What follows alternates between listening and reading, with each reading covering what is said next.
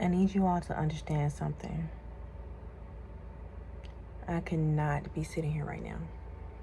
So sugar, honey, iced tea.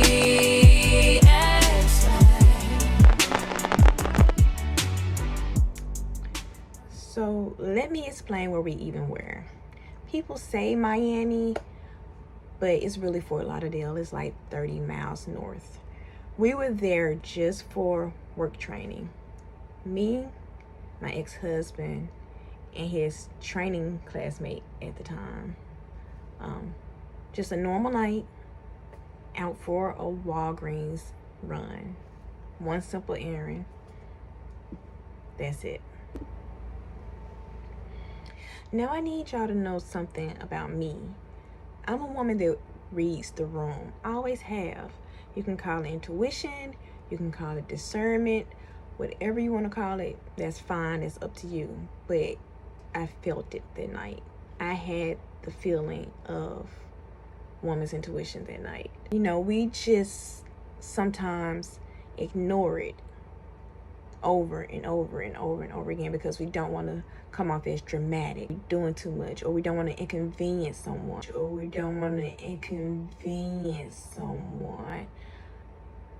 I should have listened.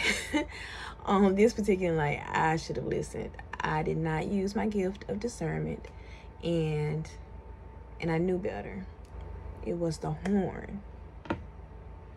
So he pulls up to where we are, which is a mini mall type ordeal, food courts and all that kind of stuff. He pulls up to where we are and he lays on the horn.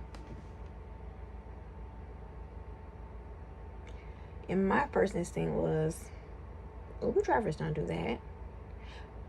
When an Uber driver arrives, what's the first thing he might do? He may text you. He may wave, but they never blow the horn because they don't want to lose their ratings. This one, he laid on the horn like we were cattle. And I almost talked myself out of getting in the car, but I didn't. And the moment after we got in that car, everything changed. So it was my ex-husband, myself, and the girl that he was in training with. That's 3 adults. And he was expecting one because I ordered the Uber. In my profile picture, I look like a baby. I can't even lie. I look like I may be 16, 17 years old in my profile picture. So that's who he was expecting to get in the car. He even had like this awkwardness about him.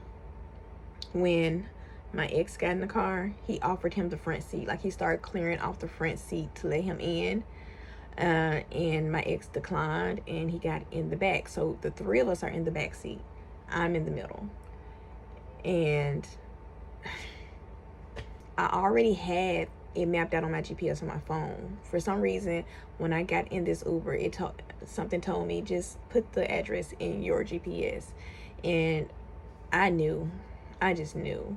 And this was my ex's first Uber ride. He never rode an Uber before. His classmate was like, she wasn't paying any kind of attention.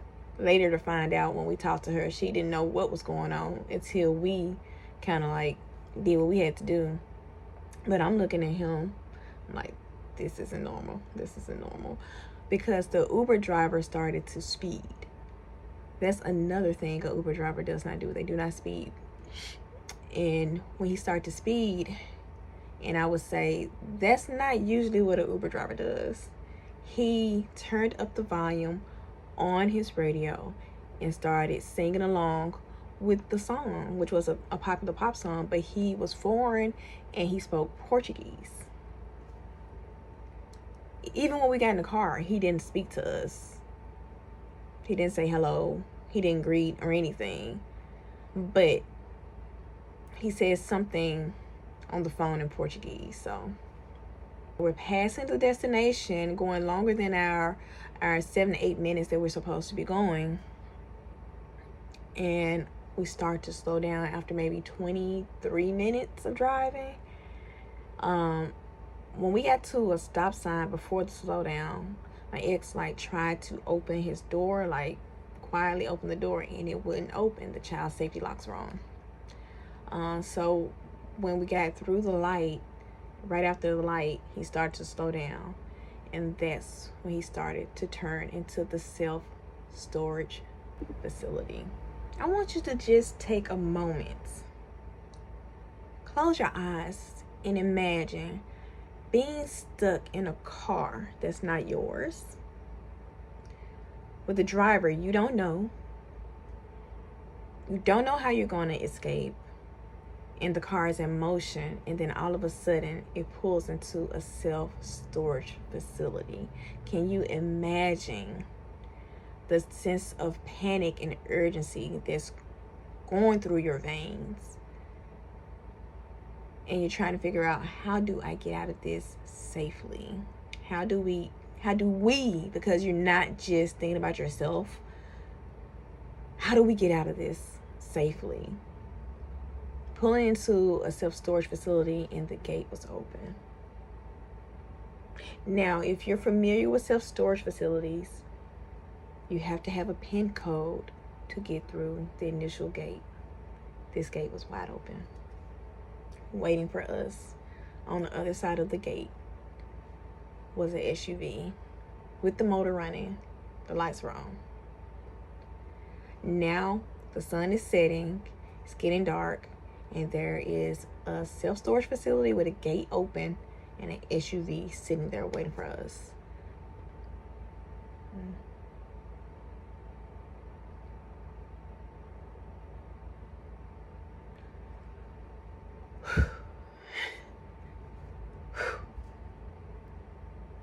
Sometimes you just kind of, it's been a while, and so we tend to suppress traumas, especially once you've survived them, and to speak on it again after so long. Like, I could not, it was a possibility that I would have been taken and not be here to tell this story, not made it home to my children. Like, my kids could be motherless right now. And nobody would know. So yeah, we did. We pulled into the self-storage facility's parking lot. We didn't get past the gate because obviously my ex felt what was going on, saw what was going on, and I don't know how he got the doors open. I cannot tell you what was running through his mind or coursing through his veins, but he got the door open, and he pushed me out, pushed his classmate out the door, and followed behind us. But I have no idea, because that door had child safety lock on it. He got us out, and we ran for our lives, y'all. I am not bullshitting you. We ran across the street, across moving traffic. If you've ever been to Fort Lauderdale, there's a lot of one-way roads, and this road just zoom, just traffic, and we dodging cars, we running through traffic, and we make it across the street, and then we do it again across another street till we get to a gas station, y'all. And I could remember, like, this has to be a dream. I have to be dreaming right now. This has to be like a movie I just saw or something. I never would have thought something like this would happen to me, but it did, y'all. And it wasn't a mistake. It wasn't an accident. This was premeditated.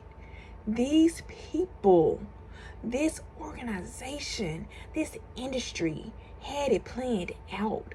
They were waiting for us. If I had been in that car by myself,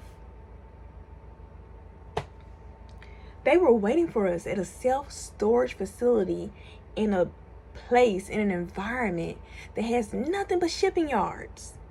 If you have ever been to Miami, you know there is shipping yards from the time you hit the airport to anywhere you go. You can see a shipping yard. So had we made it through that gate, if I made it through that gate alone,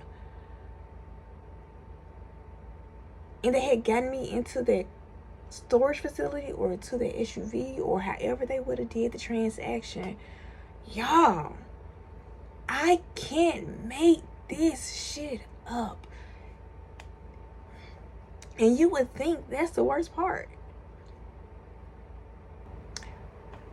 Actually, the police was the worst part. So what do you do in a situation like that when you escape? You're blessed to save your life and get away from a dangerous situation. You call the police, right? You called Popo. And that's what we did. When we got to the store, we're down on the floor because the gas station is nothing but windows all the way around. So we're on the floor calling the police. Mind you, they took 30 minutes to get there. And while we're waiting on the police, the SUV and the Uber are circling in the parking lot of the gas station looking for us. Up until the police got there, and then they're gone, right? The police get there and they're questioning us, not in a way to try to figure out how to help, but in a manner of, we're the criminals, we're the liars, you know? So he had the audacity to ask me, Well, why do you think that he had put himself at risk of going to prison to do something like that? y'all, and I've ran this through my head a million times. You're asking me, the victim, why my attacker is committing a crime against me. You're in on it. You are the ops. You are the problem. So bypass all of that. They're gonna do nothing. He gives me a business card with a case number that he wrote by hand. Looked like he just made the case number up because he just wrote down a case number on the business card. And I'm like, okay, next question. How are we gonna get back to our hotel at this point? We're here for work. We didn't bring our cars. How are we going to get back to our hotel? I don't have my instructor's phone number. I didn't even think, at this point, I'm extremely reluctant to get into any type of ride share, any type of public transportation. I think out of the three of us, I was probably the most adamant that I would not. I asked the police officer, so, how are we getting back to our hotel? Are you guys going to give us a ride? Because it was two cop cars. Are you guys going to give us a ride? And he looked me dead in my face and said, Well, you're 2 counties out of our jurisdiction, so we wouldn't be able to take you back. I don't know. you had to be a fool not to know what was going on, basically. Yeah. So we make it back to the hotel. I'm not going to get into details how we got there because it's just way too much. We make sure the girl gets to her room safely, and we go to ours. And my ex is clearly traumatized. He's really going through it. You can see it physically. And he just is so exhausted that he passes out. And I'm on the phone with Uber. And it just gets worse. When you think it can't get worse, this is where it gets worse. So I'm on the phone with Uber, mind you, for hours after this event has happened. And I'm transferred 3 times to 3 different people, 3 different accents. I'm not understanding what they're saying. They're giving me generic scripts and apologizing about how sorry they are. And it wasn't until the 4th transfer where I got an American representative. So after telling my story over and over again 3 times, I have to tell it again a 4th time to somebody that actually understands what I am saying. Only for her to tell me that the Uber driver actually reported that we fled the scene after stealing something out of the car. Because my question is, what did we steal out of his car? What did he report that we stole out? She apologized to me and told me that they would get back with me very soon, right? And leave it at that.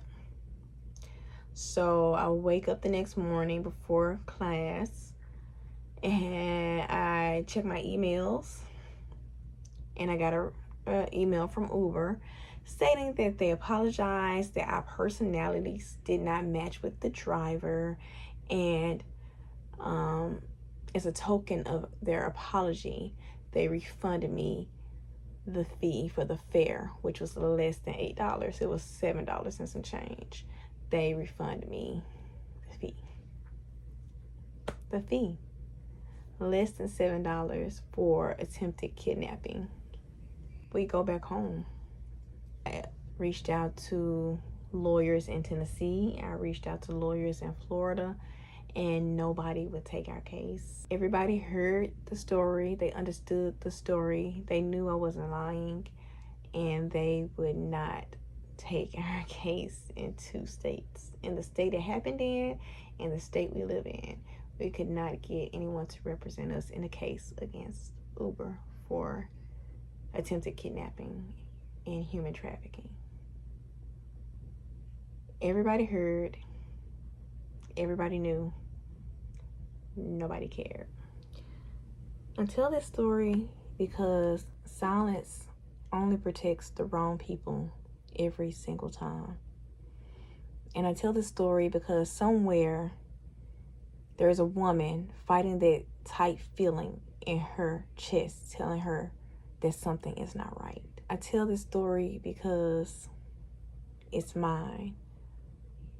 I know it happened, and the $8 that Uber reimbursed me, not gave me, but reimbursed me, would never, ever be the point. If you feel that feeling in your gut, trust it. Check your doors. Screenshot your Uber driver's profile. Leave your location on so the people that love you and care about you know where you are. Let somebody know, hey, I'm about to get into an Uber to go to this location. It's okay if you want to FaceTime someone you love the entire time you're in the Uber. That's fine too.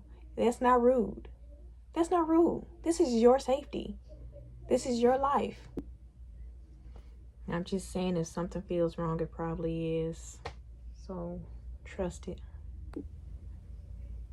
So this has been South Sugar Honey Iced Tea, real talk with a real one. If you've made it this far in the video, let's see, leave your birthday in the comments and you might get a birthday shout out on my next video. Be sure to subscribe because we're going someplace totally different next week, and I promise you'll want to be there.